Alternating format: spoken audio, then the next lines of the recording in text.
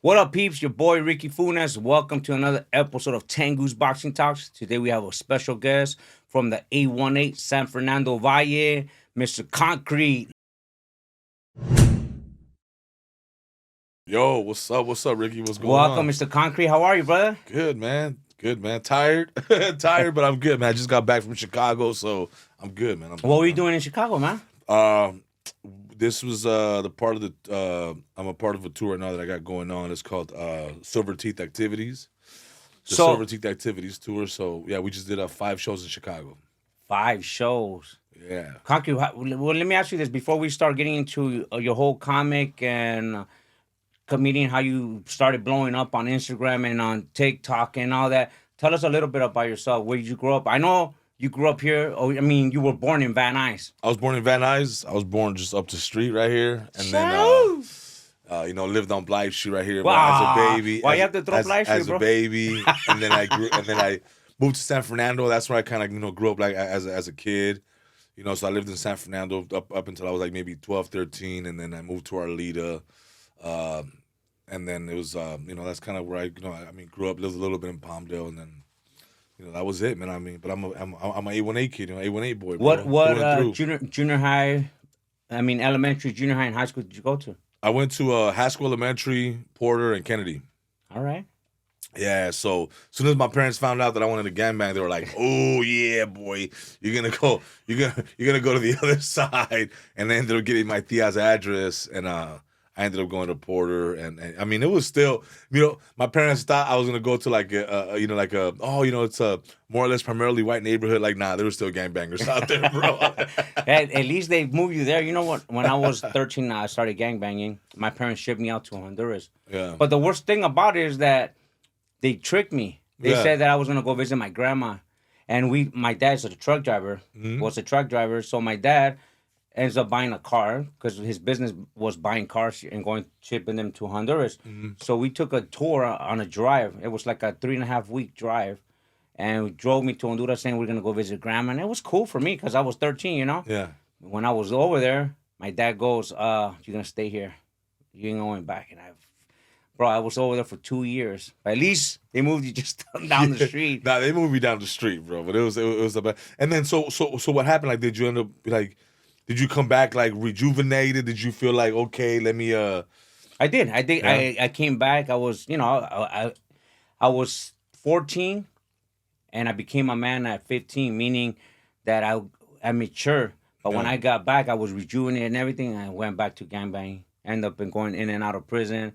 Got in trouble until I just changed my whole life, man. Yeah. But now with you, Concrete, let me ask you this. So that didn't even change the gangbang? You just continue to mess around with your boys, or? Yeah, I never, I never really got into the gang. I wanted to get into the gang banging, but once you grow up a little bit, you find out like what it's really about. And I was just like, man, I'm kind of cool, dog. Like I rather just, I rather make money. So I started dabbling in like some little weed here and there. What changed your life to say, man, I need to make some money? Well, we all grew up trying to make money, but what is it that you thought that I need to start? Did you have kids, or you? Nah, man, no. Really, I grew up like ever since I was a kid. I knew I wanted to do entertainment to some degree. I remember being 5 and 6 years old, and being in front of the TV and just being captivated by like In Living Color, and like really just watching it and being like, damn, Jim Carrey and Jamie Foxx and the Wayans brothers and Tommy Davidson and all these dudes that used to play all kinds of characters on TV. That was captivating to me, and I knew I wanted to be an actor like really young, bro. Like I remember like grabbing my parents' cameras and trying different, like shooting my own little skits, even at that time. And then, it was, my parents, I'm first generation Mexican American. My parents didn't really know how to get me into Hollywood. I didn't know how to approach it as Yeah. a kid. They didn't know how to do it. They were too busy working. And so, and it was too expensive. It was too expensive. Like just headshots at the time, like for them, $400, it was like Fool, Did you get conned when you go into the mall? Oh man, your son We could did. be a you could We just, did. your We son could be did. a model. Just We did. There was a company called John Robert Powers. always, that's the one. John Robert Powers, and they ended up like, I think doing us dirty, like.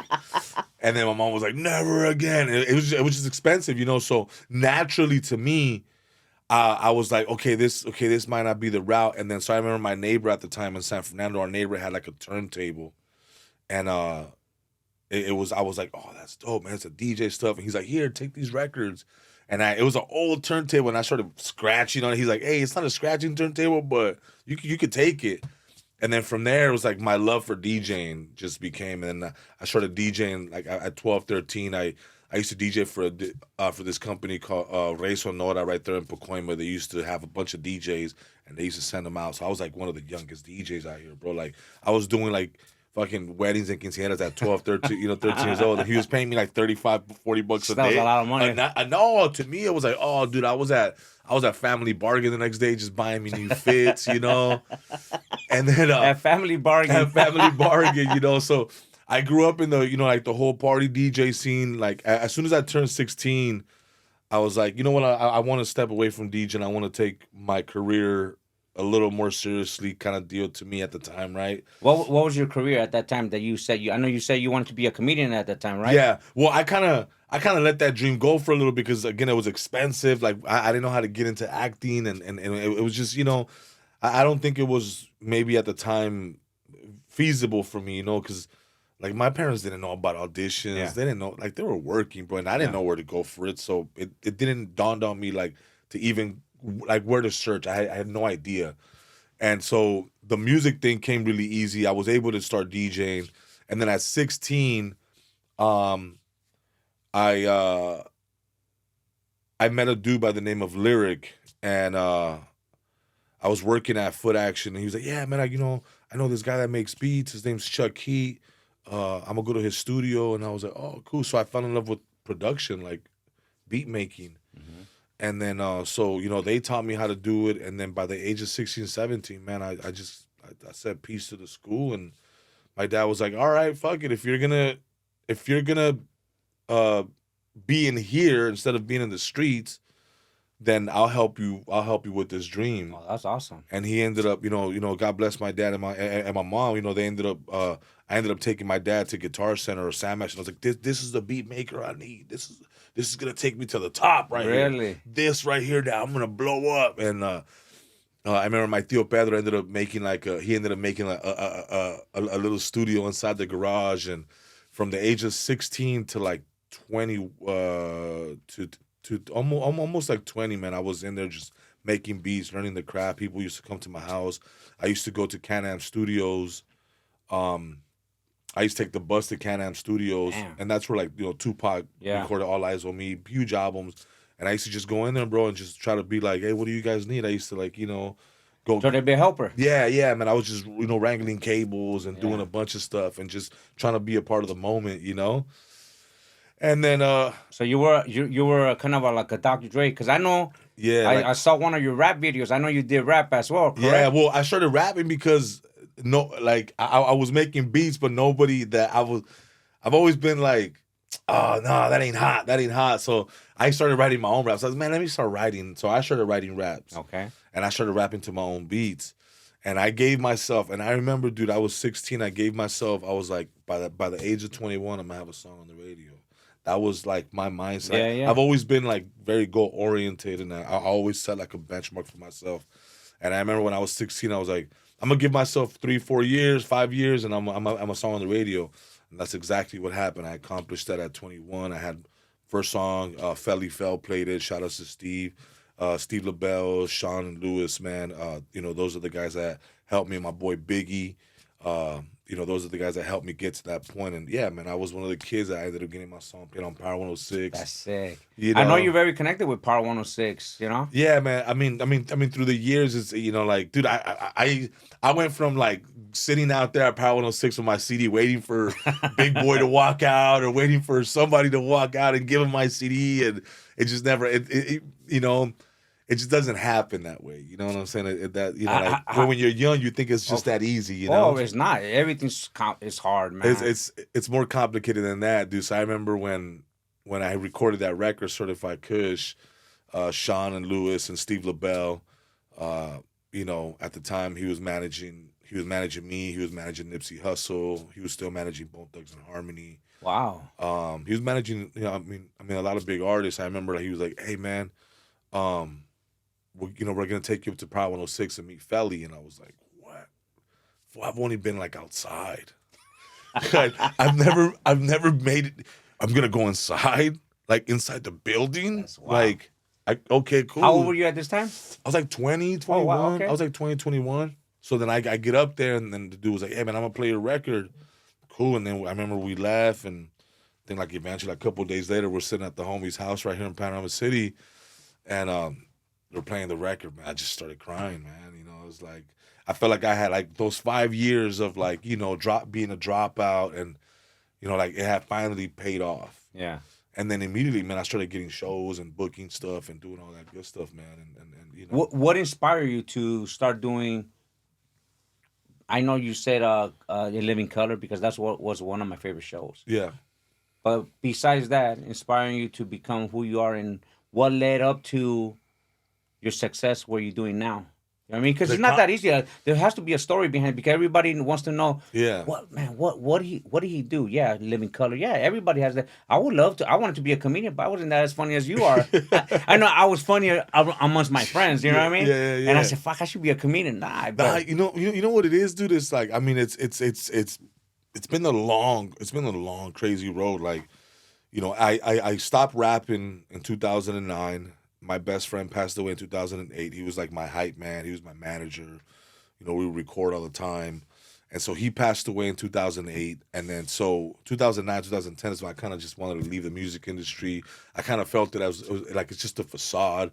And I felt that I wasn't being myself, bro. Like, here I am rapping about street life and all this shit. And it's like, it ain't me, bro. I mean, to some degree, I was rapping about shit that I knew about, had heard about, seen, and been around, but like I personally wasn't out there like killing motherfuckers. You know what I'm saying? Yeah. Or doing shit. I caught a case, but it was a drug charge, and that's whole different. Like whole different side to certain street stuff. Yeah. And I just kind of felt like I wasn't being genuine myself, and I wasn't being, me, man. Yeah. And I think that's when I was like. Man, my boy just passed away. I don't feel like doing this shit no more. I feel like it's all a facade. I want to be myself. And then so I didn't want to leave the entertainment industry, So I remember at the time I was working a bunch of odd jobs. I had moved to Long Beach to kind of get away from it all. Yeah. I didn't want to be over here. I kind of want to just get away from everybody, bro. And I ended up just basically moving in with my girlfriend at the time, wife now, and we ended up just moving in, and then I got fired from a job. I got an accounting job, bro. What? You're an accountant too? Damn. Fool, let me tell you how it happened. So like like those little temp agencies that they you go into a temp agency. So I went in there and they were like, "What do you know how to do?" And I was like, fireman, accounting, cop, this, that, I electrician. I tapped everything. And then so they sent me an email. They're like, "Hey man, we got you a position an accounting at Fallas Paredes and Factory to You." Fallas Paredes? Fallas Paredes and Factory. I used to shop there, bro. Yeah, Fallas Paredes and Factory to You, bro. So I get there and I'm doing like super low level accounting, bro. But by the third, fourth month, they were like, "Hey, you don't know what you're doing, huh?" I was like, I had already collected like 4 bands, Like to me, I was killing it. I was making like $800 a week, bro. I was like, yeah, suit and tie, with my little fucking briefcase that you got. They were like, "You don't know what you're doing, huh?" The dude's like, "Look, man, I think the scam has gone far enough, And I remember he gave me my last check, bro. He gave me my last check. He's like, "Man, by the way, I heard you're an entertainer. I heard you rap and you do all. Man, go do that, dude. You're still young enough. Go find your dream, bro." He's like, "Man, here's his last check," and it was for like $800 and something. And And I remember on the way home, I called my girlfriend. I was like, babe, I got good news and I got bad news. It's like, which one do you want to hear? She's like, give me the good news. I was like, well, the good news is that I got $800. So what's the bad news? Like, I got fired. She was like, oh shit. I was like, but look, so at the time I didn't want to rap no more. I was kind of done with it, Rick. And I was like, you know what? I don't want to do this shit no more. But I wanted to stay in entertainment. And I was starting to kind of like dabble into like shooting and directing music videos. And I wanted to do that. It really intrigued me, you know, and plus I knew a bunch of rappers. Because I did so many songs and shows with a bunch of rappers. So I started calling up all the rappers. I was like, hey, bro. I remember like I went to Curaçao. We spent like $700 on a camera. We had $100 left. I remember we went to like El Torito and just ate. And me and my girl came up with a plan. Like, okay, this is what I'm going to do. This is what I'm going to do. And then I just started shooting music videos for free for people, bro, you know. I went from shooting music videos for free to developing, you know, $300, $400, $800, $10,000, you know. And then I ended up getting bigger and bigger, you know, like, you know, I ended up getting better at the same time, you know. And then, you know, fast forward in 2018, I'm doing big videos. I had already traveled the world. I had worked with the best of them in the game, directed, you know, over 200 music videos and, you know, ton of views and all this crazy shit. And 2018, I remember it was August 23rd, 2018. I was shooting a music video in LA, and it was the last scene. It was the last scene, bro. The last scene of the music video. And it was more like self-inflicted. I was like, you know what? I want to go here. And so we parked the car, and all I did was grab one camera and one lens, and we left all our stuff there, like everything, lights, lenses, laptops, cards, everything, bro. Like, you know, we're talking about $40,000 worth of gear. And then so we go get the shot. We come back to the car, dog, and everything was gone. Damn. Everything I had worked for, everything I had, you know, everything me and my wife had worked for, bro, you know, everything, though, everything. And I mean, obviously, I wasn't the only one that lost shit. You know, like the artists that were there lost, you know, like, you know, because we had left our backpacks there, so they took the homie's backpack, his iPad. He had written a bunch of songs in there. The homie's Rolex, because, you know, he had, you know, the homie had let the homie borrow a Rolex, and so, dude, they stole a bunch of stuff, bro. Damn. So I wasn't the only one that lost stuff, but I was the only one that lost stuff that was like work related. I was like, this how I feed my family, bro. Yeah. So I remember just, bro, crying, bro.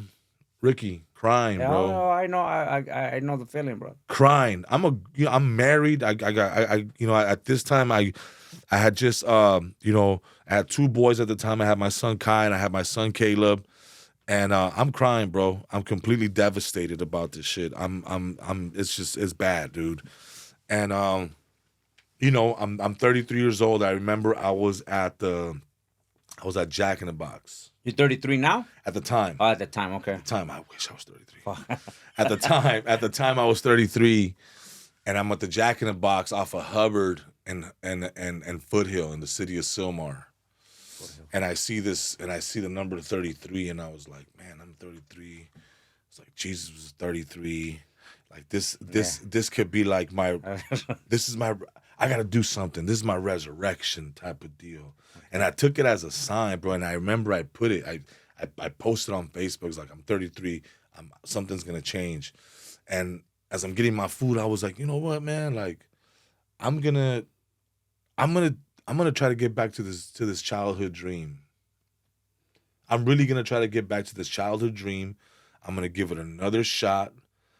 My kids are still little. You know, my son was maybe 3 or 4. My other son was 2. So I kind of felt like they don't need much yet. Yeah.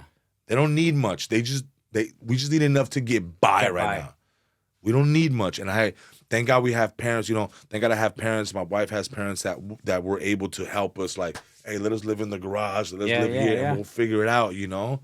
And as a man, dude, to go back, you know, and to live that, you know, it kind of sucks, you know. So we went back and I started doing the skits, man. I was like, okay, let me see, because I was seeing people. I was like, man, they're, you know, like, these guys are making money on social media, and I don't think they're funny. Yeah. You know? Yeah, well, that's what intrigued me when I started seeing you on Instagram.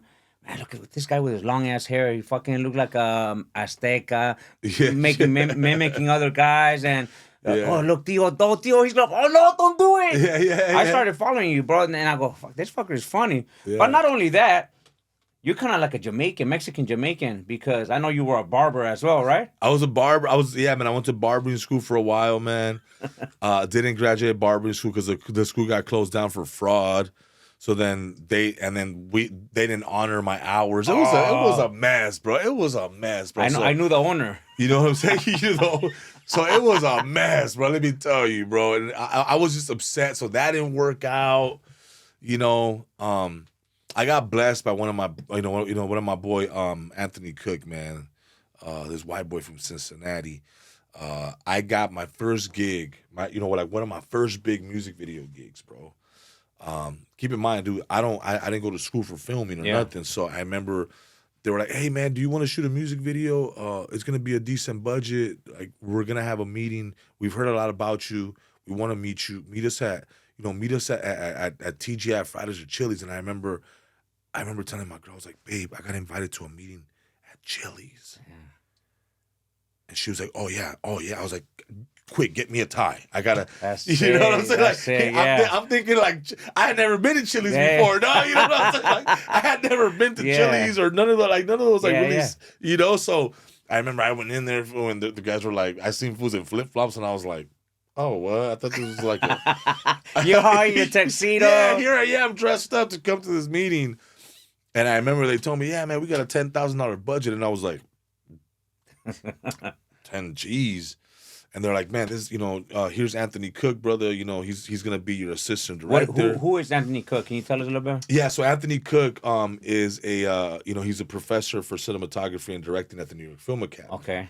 So at this time, he was kind of like still doing both. Right? I think he still does. I think he still works at the New York Film Academy, and he still does shooting outside. So in the meeting, they introduced him. He's like, "Yo, he's gonna be your assistant director," and I was like, cool. I had never heard those terms before in my life. Yeah. I didn't know what assistant or a first AD or, a first AC or anything. So I remember, they like we would talk or whatever, and we start producing the music video, and we go to this place in downtown, like big old sets, Hollywood sets, bro. Like, Yeah.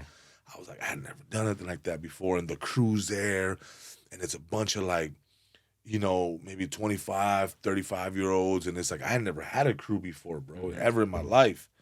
And so they're all looking at me. They're like, "Hey, Concrete, the crew, what do you want to talk to the crew about? Let's start the day. Tell them what you want." And I was like, cool. I was like, put a light right there. and put a light right there. Yeah, but what kind? Do you want a 650 or 1K? Oh, fuck yeah. Do you want it do you want an open face, or do you want a C-stand? Do you want a suicide armament?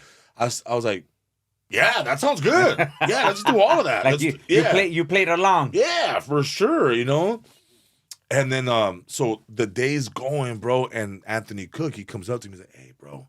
He's like, "You don't even know what you're doing, huh?" I said, "Look, bro, I know what I want."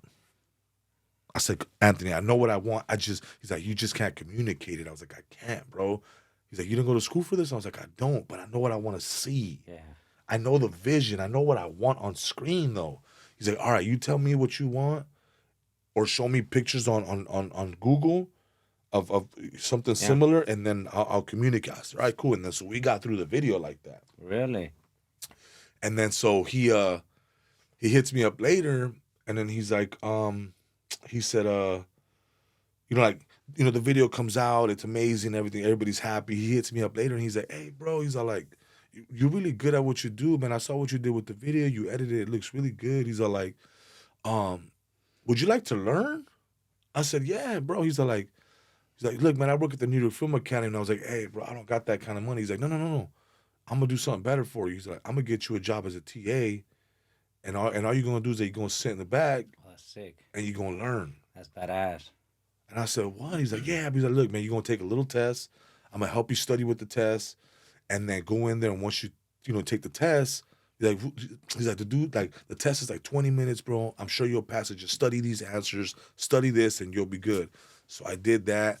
And I ended up getting the job at the New York Film Academy, and I was there for 4 years. I ended up getting like a full ride, a Wow. full like cinematography, directing. That's sick, bro. You know, here I am working at the backlot at Universal, and so I owe a lot, to my boy Anthony Cook, man. And I mean, I was getting paid to go to school. That's bro. badass. Like I remember being at school, and the kids would be like, "Hey, Mr. Gutierrez, how would you do this?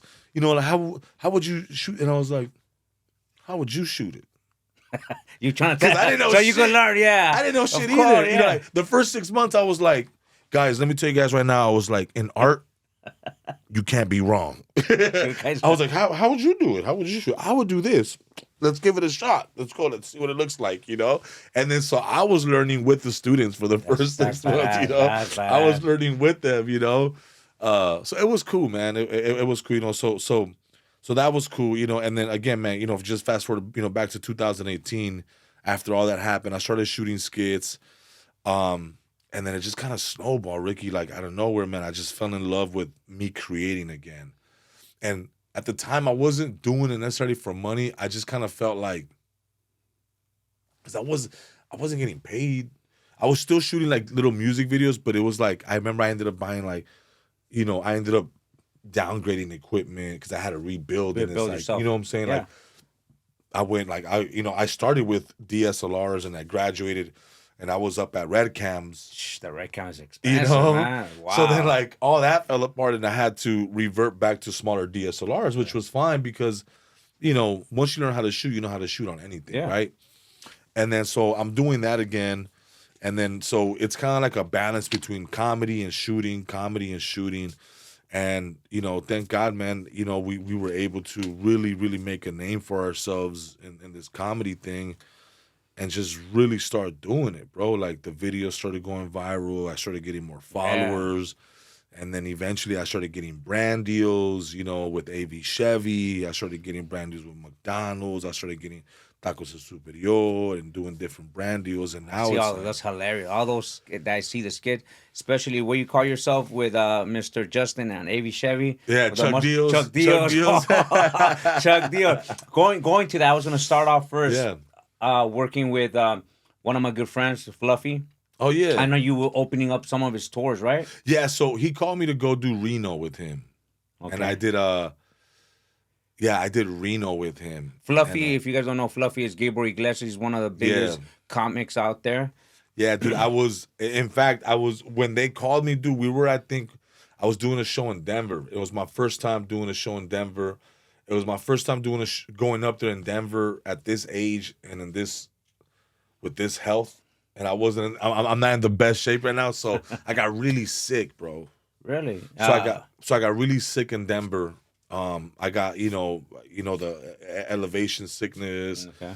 I had everything, man. I was throwing up, diarrhea, fever, everything, and I still went and did my show at the Denver Improv, and I had to come back the next day and go straight to Reno to go do the show with Fluffy. Okay. And that's another high elevation place. And I was like, man, and I was feeling like shit. I'm sweating, bro. And I was like, no excuses. We gotta go, bro. This is Fluffy, bro. Yeah. We get there and it's like 7,000 people, 8,000 people. And I was like, How was the feeling going into that, bro? It's amazing, bro. Like, it's amazing because, this is what you work for. This is like what I would assume a boxer or a trainer when they've been training for 3-4 months for that fight. Yeah. And then they go in there and they see other people and they're here to see you fight. And with comedy, we're not fighting, but it's hand-to-hand combat, bro. We got one mic and we got 8,000 people that we're fighting against, and I gotta make you laugh. Did anybody boo at you? No, nobody booed at. No. I mean, people were laughing. What I mean by that, meaning when you going into that stage, like me, even starting this talk with you, I get a little bit nervous because even though nobody's watching me, I'm saying, fuck, I gotta ask the right questions. I gotta, Nah, I wasn't nervous as much as I don't think I was prepared for it. Okay. I think that's the right word. I mean, I appreciate Fluffy, obviously, man, for the opportunity that he gave me, and it was dope. And obviously, I just think the moment got a little too big for me. You weren't ready. to some degree, right? Okay. I mean, because I know I'm funny. I know. I just wish that I would have prepared myself more for it. But if it wasn't for me going out there and feeling the way, like I just felt like I didn't give it my all. Kind of. And when I left that, Uh-huh. I came back home like I got to get better. It kind of. So it helped me really in a way. What you're saying right now kind of reminds me. Have you ever seen Malibu's Most Wanted? Yeah. Kind of reminds me of B-Rad. He B-Rad thought he was- was a rapper and everything, blah blah. So when he gets on stage, everybody booed at him. I'm not saying they booed at you, but what I'm saying. No. I mean, yeah, by no means did I get booed. I didn't get booed, but it's more internally that I'm like, I know I could have done better. Better, much better. Like anything. Like I know I could have done better. You know what I'm saying? And I'm like, all right, cool. I need to. Not that I'm not taking it seriously. Not it's because I take everything I do seriously, but I just felt like, okay, I need to get better. I need to train better. I need to write more. I need to write different. So It pumps you up to get to the next level now. Oh, for sure. Because I'm like, yo, like I need to be able to have jokes for everybody. Yeah. I need to be able to have jokes for not just, my culture, but even say if I'm gonna do, say white people or black people or whatever. I just feel that I needed to grow as a comic. So after I left the Fluffy thing, I'm watching the set, and I was like, man, and I'm looking at all the people that go see him, and I'm like, it's such a cool, diverse crowd. Yeah. That I'm like, okay, cool, I get it. And it helped me a lot, bro, because it's changed even the way I approach comedy now. Do you really? So that that's a school for me. That's a school for you. Yeah, like even though I felt like I left not satisfied, right, or that I could have done better, I thank him for the opportunity because it let me know like you got to work harder, dog. Yeah. You got to get better. You get in the gym, bro. Did he give you an advice? Get in the gym.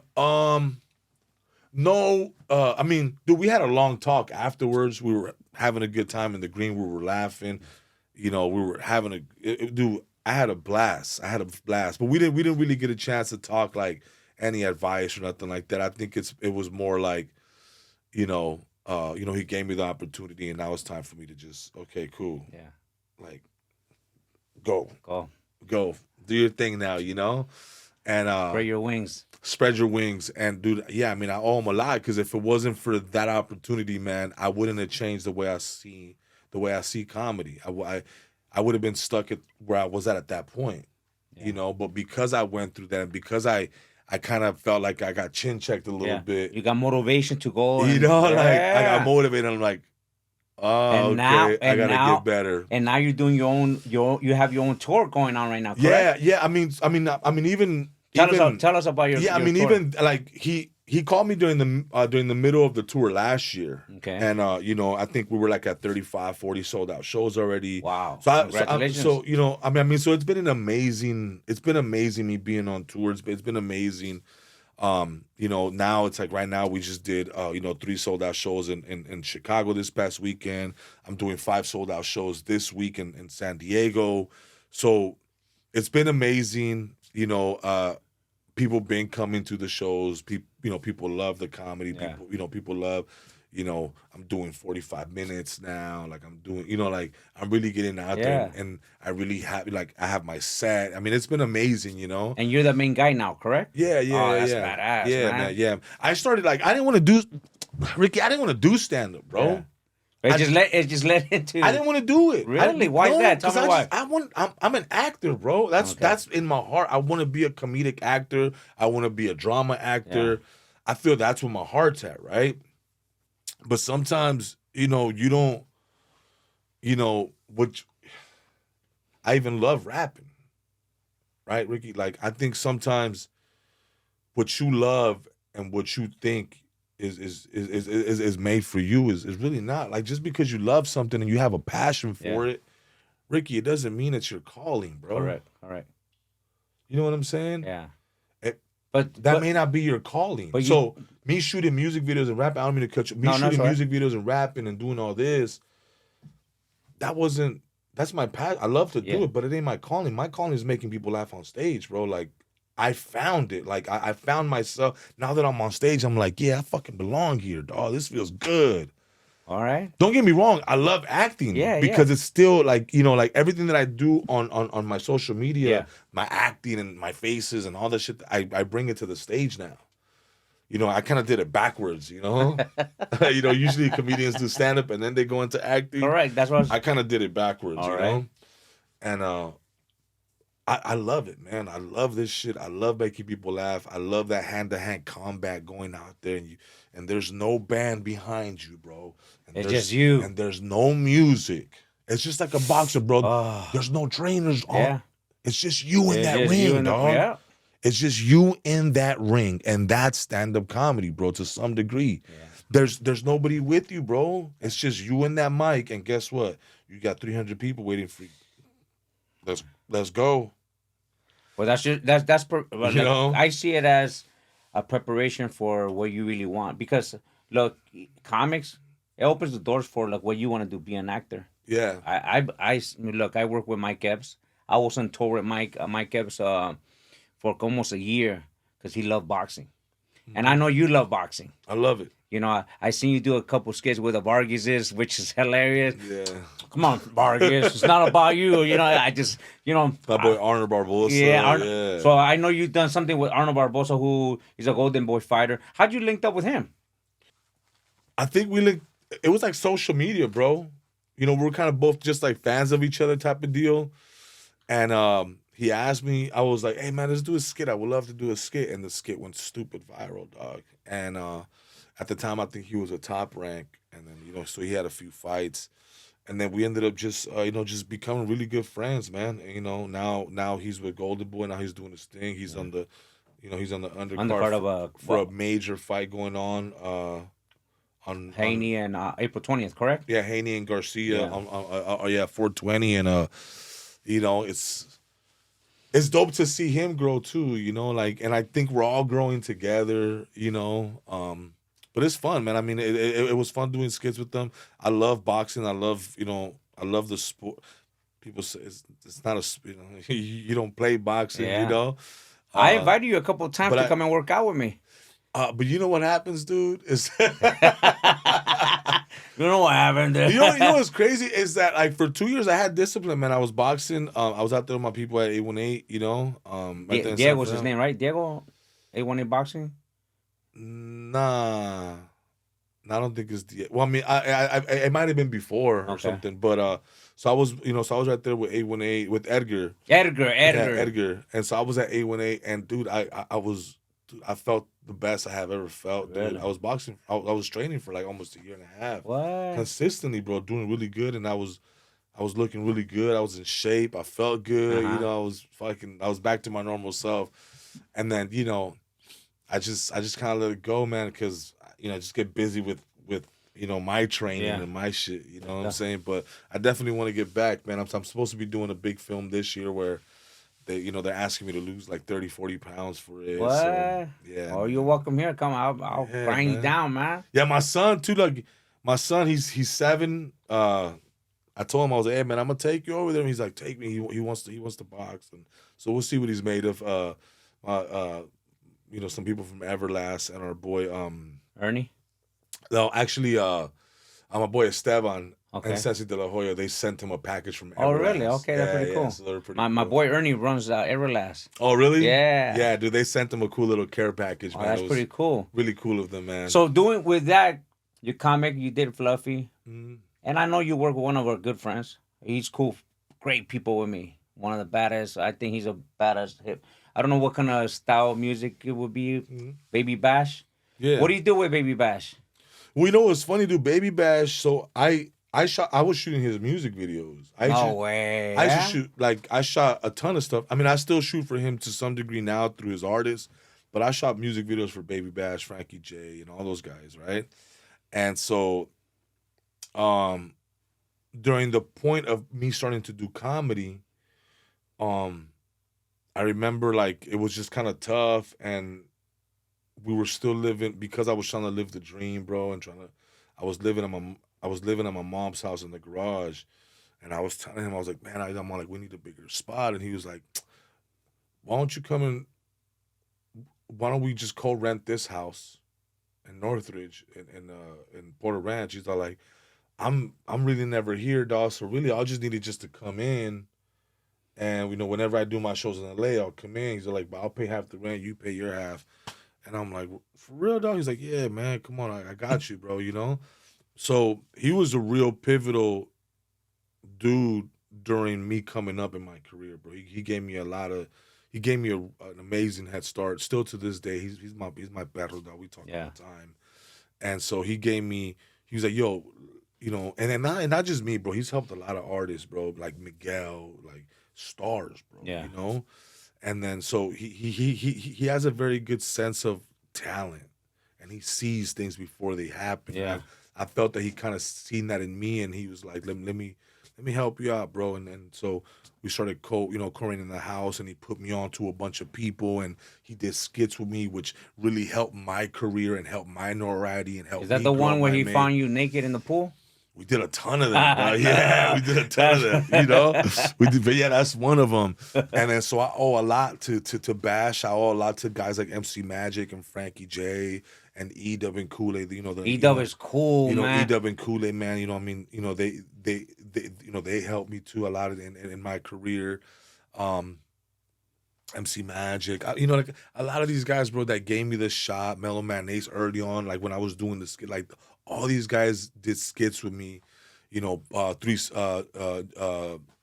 from 3-6 Mafia, he did a couple of skits with me, which again gave me a name.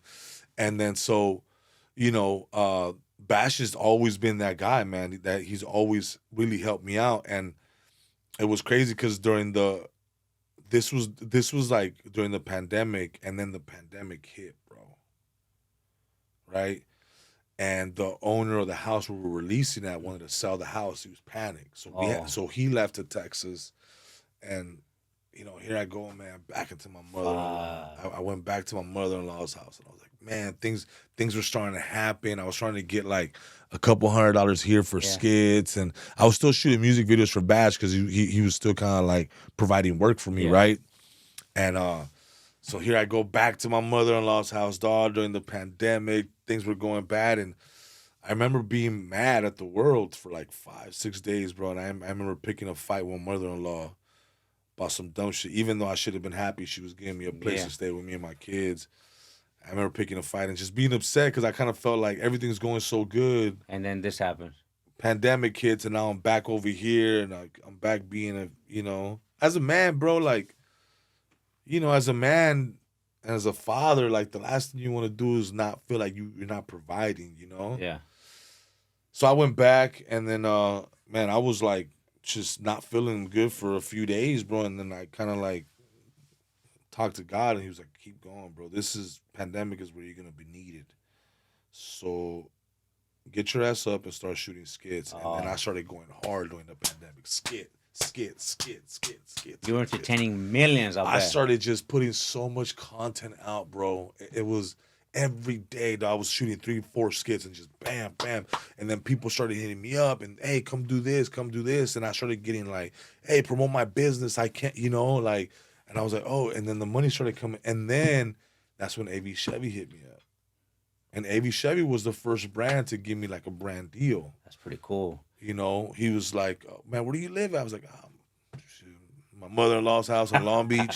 I was like, yeah, I'm not really making enough money. He's like, well, look, how about I give you a contract, and then I'm sure with that you can find a spot. And he showed me the number. I was like, when do you want me to start, dog? Like, when do you want me to do the first? When do you want me to do the first skit player? Chuck deals in effect. So Justin is one of the coolest guys. Yeah, dude, Justin is the owner of AV Chevy in Lancaster, right? I met him years ago, and I just bumped into him again at a press conference for Canelo. Yeah. For Tank and Ryan Garcia, and we chopped it up for a little bit, man. He's very cool guy, very humble. Yeah. He likes to help a lot of people, man. Yeah, dude. So, he helped me out at the time, and it was kind of like, it was one of those things like, look, man, I need promo. You're funny, so let's work. I said, all right, cool, man. And it was kind of like a match made in heaven, And at the time, it was like, yeah, dude, let's get to work. And we got to work, and we made some, still to this day, we're still doing content together. Yeah. But at the time, it was just like it was something new. Social media didn't really have that. There was not a lot of people that had like they were doing like especially like dealership Yeah. content, you know. Yeah. So it went good, man. And then from there, it just kind of snowballed, dude, To into everything, McDonald's and all into that, everything right? else. So yeah, so going back into, I didn't want to do stand up, bro. My thing wasn't stand up. I didn't want to do it. I just wanted to keep doing the comedy stuff as far as like doing sketches. And then my boy Jerry Garcia, you know, he's been on tour. He did all that stuff. He's been doing stand up for 15 years.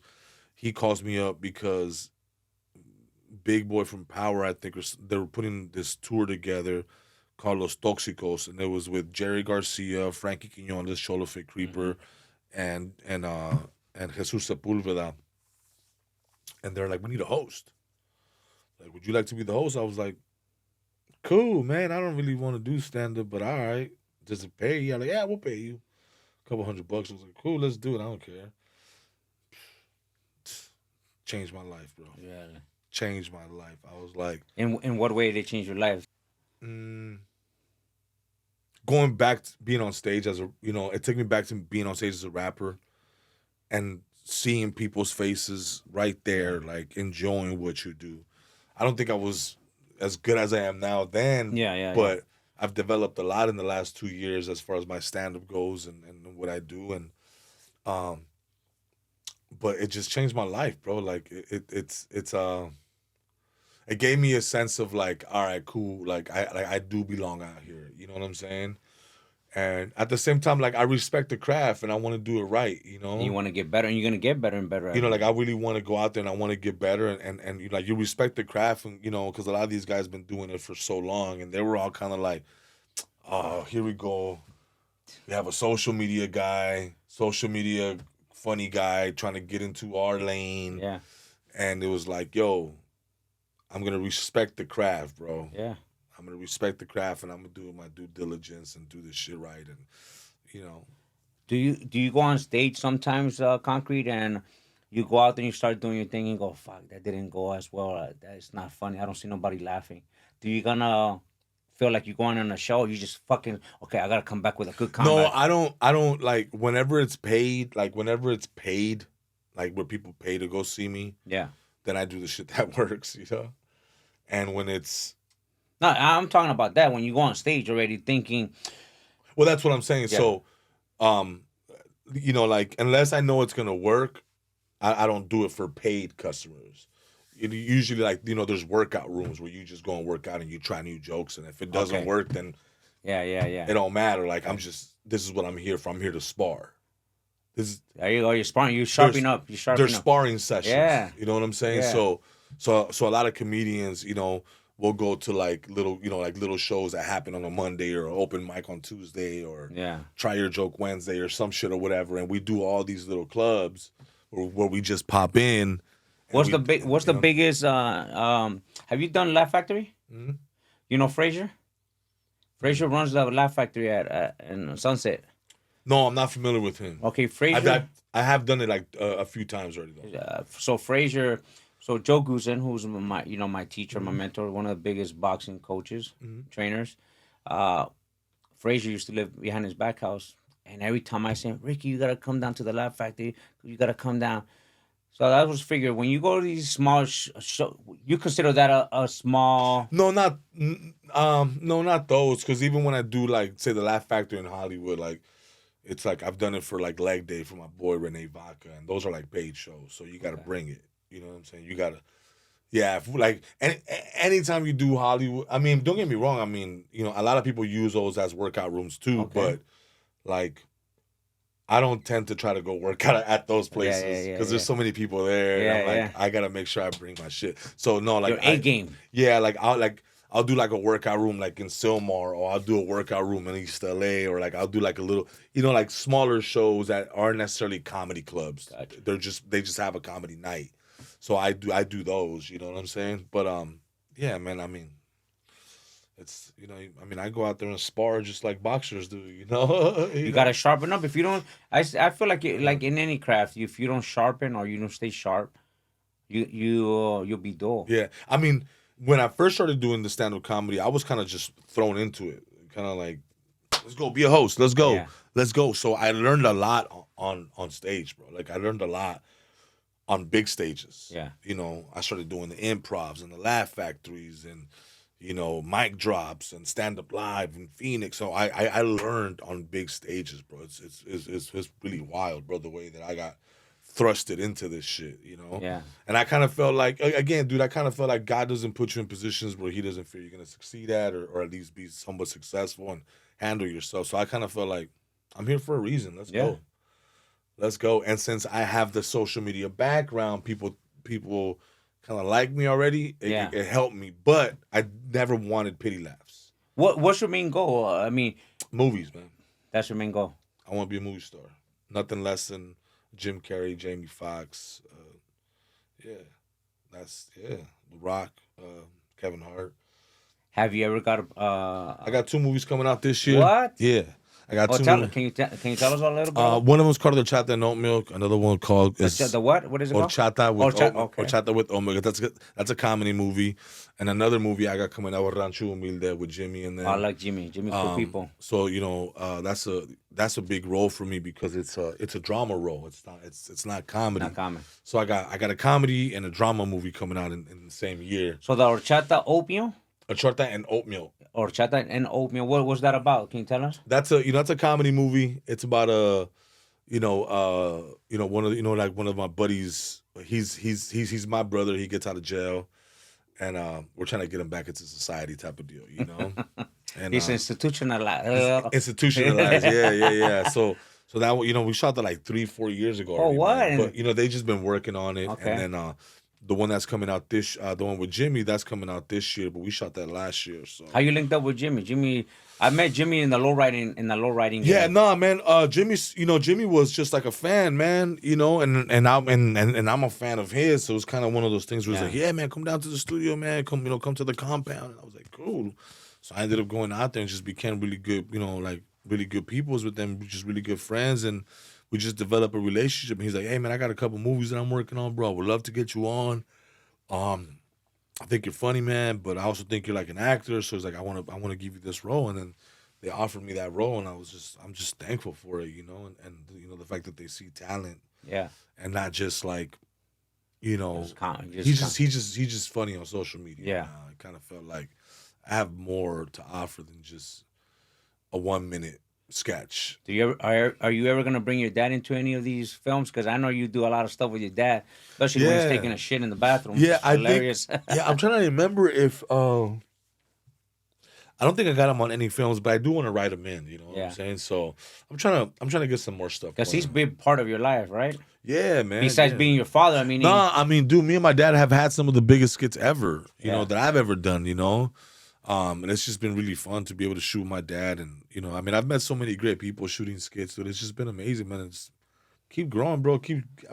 At this point, dude, I'm just gonna keep training and keep throwing darts and see what hits the bullseye, you know. Bro, you look, I see your ambition, and I believe it's gonna be. Look where you're at. To me, you're being very successful. Yeah, you gotta keep grinding, pushing it, man. And I believe. Like anybody, like yourself, you believe that you will accomplish it. And if you keep thinking that, I believe you're gonna push it and take it to the next level. Yeah. Look where you're at. Who opens up for really? Look, I have my boy Alfred Robles opening up for. That's my guy right there. Yeah, he's funny too. Opens up for Fluffy. Look at when I heard that Concrete's opening up for Fluffy. Wait, how the fuck did he land that? How? And like you said, yeah. Shout out to my boy Martin too. He was the one that gave me the call. He was like, "Yo, man, I was speaking to Fluffy, and he wants you to come out." I was like, "What?" That's badass. How did you feel that moment when you got that call, man? Euphoric, man. You get a call from one of the gods of the comedy world. You know what I'm saying? Yeah. You get a call from one of the gods, bro, and you're just like, "Yeah, I'll be there, man. Anything you need, bro. Let's go. Let's go, you know." excitement, man. Like you kind of, I told my wife, she was like, "What?" I told my mom, everybody was like, "What?" My kids were like, "Fluffy doesn't know you." I was like, "Yeah, he does, Yeah, bro. no. Yeah, he does, bro." So my kids were big fans of Fluffy. My family, man, we're all big fans of And Fluffy. he's from Long Beach. You know that, right? Yeah, man. So it's like, who is not a big fan of Fluffy, man? So when people heard and people saw it, they were like, "Okay, you made it." I was like, "Nah, man, he made it. I just tagged along for the night, but I'm still working on it. Me and Alfred are he just came and popped in for my show last weekend at the Ice Oh, House. did he? Yeah, so I did the Ice House March 1st, sold out 2 shows there, and then he popped in and did a show with me that night. You know that Alfred, and thanks to him, I was able to meet Fluffy Gabriel. Oh no shit. Oh yeah. So I used to train Bam Bam Rios, Yeah. and I trained him for like a couple fights. And Alfred is a fan of Bam Bam, Mhm. and then he started following me. We became good friends. And he calls me one day in 2017. 2017, he calls me. He goes, "Hey man, I want to see if I could bring Gabriel Fluffy to you." I go, "Hell yeah, anytime." And he was here, man. He had a challenge to lose weight, and I had him for like 3 months. Ever since then, me and Gabriel became cool friends, man. That's so dope. And let me tell you something, Alfred made that happen. I think like anybody opens the doors to anybody to introduce me to him was badass, man. Yeah. Because who am I? Look, like me, in this game in boxing, I'm still trying to make a name for myself. And I was very humble to work with him. He flew me out to Hawaii. We were out there. We were having fun. And he was going through some things, and I was going through some things as well. And we just bonded. And just recently, we just linked me up, and we started talking again. But Alfred, I got to bring his ass here. Oh no, he's a good dude, man. I mean, like, we talk all the time. My manager, Martin, he loves him, and so we talk all the time. We've done a couple shows together. We're supposed to be doing a bigger show here coming up soon. They want us to do a huge show, dude. So I'm just excited, man. And I feel like, I feel like we're growing together, and he's teaching me. He tells me, "Hey, don't worry about it. Do this. Try this way." And I feel like all these guys have really taken me in now. Obviously from the Fluffies, and George Lopez has reached out to me to some degree. The Willie Barcenas of the world have reached out to me. The Frankie Quinones have reached out to me. Felipe Esparza, he reaches out to me a lot, man. And it's kind of like a Kobe Jordan thing. Like, Sick. people always compare me to him. They're like, "Hey, that's your dad," or this and that. And they may not see us on social media interact a lot, but me and Felipe talk a lot. And so it's cool to have all these comedy geniuses and gods. Like, I call them the comedy gods, man. Like, these are the guys that have made it to the upper, To the next level. to the next level of comedy. And Yeah. And for these guys to take notice and really really support it, dog. It's cool. Like, it lets me know that I'm in the right. I'm in the right place, and I'm where I'm supposed to be. And you're doing the right thing. If you're getting calls from these top guys, that means that you're doing something right. Yeah. So that you got to keep going and pushing forward. Yeah, I no, see it for like sure. that. No, for sure, man. You know what I mean? And I just love all these guys, man. I mean, I respect them, and that's why I respect the craft, because these guys have been doing it a lot longer than I have. I happen to get thrust and kind of jetpack my way into this shit in a way, but I love the journey and I'm enjoying it. You know what I'm saying? And I'm giving it my all, and I don't want them to feel like, I don't want these guys to feel like, "Oh, he's a social comedian, he's just taking advantage of it, he's gonna get his money and leave," or whatever. And it's like, nah, man, I really care for this craft, just as much as you guys do, so. And right now on your tour, where your tours? Where are they right now? I know you had Chicago right now. So Chicago was at Zany's. You have anything here in LA? Any other city? So we're working for the Morongo Casino. We're doing. I'll be doing Morongo Casino again. We're looking at it's a big show. I'm not gonna say who it is, but I'll tell you where it might be. It might be at the Greek Theater. What? So it's a huge show. And then I might do the Novo in downtown LA. So it's, all this is brewing. I mean, these are the shows that, like, it's like homecoming shows, but I mean, I got shows in Phoenix going down. I got Denver, I got Houston, Salt Lake City. I got, San Diego next week. I got, Yuma. I got a ton of shows coming up. So if people, my fans here, as well. I'm building up fans. They Where can they find you? They can go to my Instagram, Concrete Live, or they can go to Linktree. There's a link in my bio where you could just click and then it pulls up all the dates. pulls up all my shows and links where you can just go buy tickets. If you see your city there, you know, I'm doing Bakersfield. I'm doing the Fox Theater in Bakersfield. I'm doing a bunch of stuff, man. What's the biggest besides Fluffy? Have you done anything bigger than that, Concrete? That you say, man, this is way out there. This is huge. Yeah, I mean, it's been, I mean, because it's, well, you know, I mean, the thing is that, like, you know, I've sold out, say, 13 shows. I sold out 13 shows at the Covina Laugh Factory.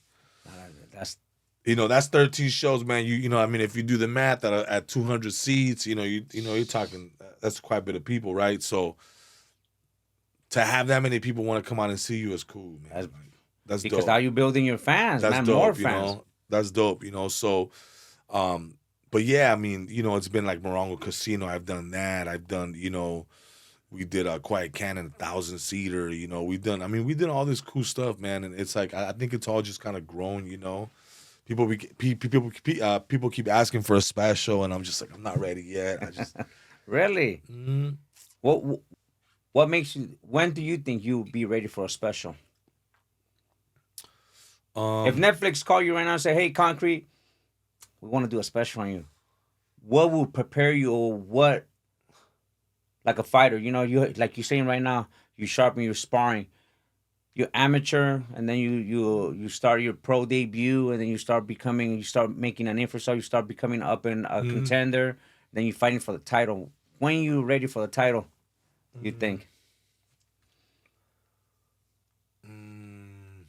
I don't know. I mean, I couldn't tell you when, right? Like, because it's really, I mean, I just feel that I just need I need a few more sparring sessions, you know, before I can. You need a little bit more. I need more fights. I need more fights, man. I need more fights, Yeah. man. You know, I need more fights. I mean, don't get me wrong, man. When people leave my shows now, they're like, "Yo, amazing show. I've had a great time. Laughed my ass off the whole. I was crying. My stomach hurts." Like, people leave with that notion. So, like, I know that I'm doing good, but I just want to make sure that, you know, I want to make sure that when my first special hits, it's just, you can't deny it. I want to leave people with no fucking doubt. Yeah. With no doubt that I'm one of the greats, you know. That's badass. See? And that's just my mentality. Like, it doesn't, I don't see nothing less than that. You know what I'm saying? Like, and it's not about being cocky or not. I just want to make sure that when I go out there and I give you my first special, that I'm gonna give you everything I fucking got. You know, that you're gonna start making them laugh from the beginning to the end. From the beginning to the end. No, you know, there's no. I want you to feel like, damn, this fool, he gave us a whole hour and it was just bam, bam, bam, bam. You know, sometimes, and I want them to feel like they know me after the special. Well, hell too, yeah, you know? And that's what I always say. If you're up and coming and you want people to know you, your fans. I always like greeting people. I'm not saying I'm a huge, big guy in boxing. Some people know me because of what I do and because of people that I train. I always try to, when people ask me for an autograph or a picture, I give it to them. I don't care. I don't want, how do you know me? Well, you know, what? I'm not that big, but I want to give people an autograph if they ask me for it. I don't even want to be, because they're the ones who make us, to be honest with you. For sure. You know what I mean? Like my mentality. And I know it gets overwhelming for some comedians, some celebrities, some artists that, you know, they wake up and they say, "Man, I started signing autographs since the morning all the way." I'm tired of it.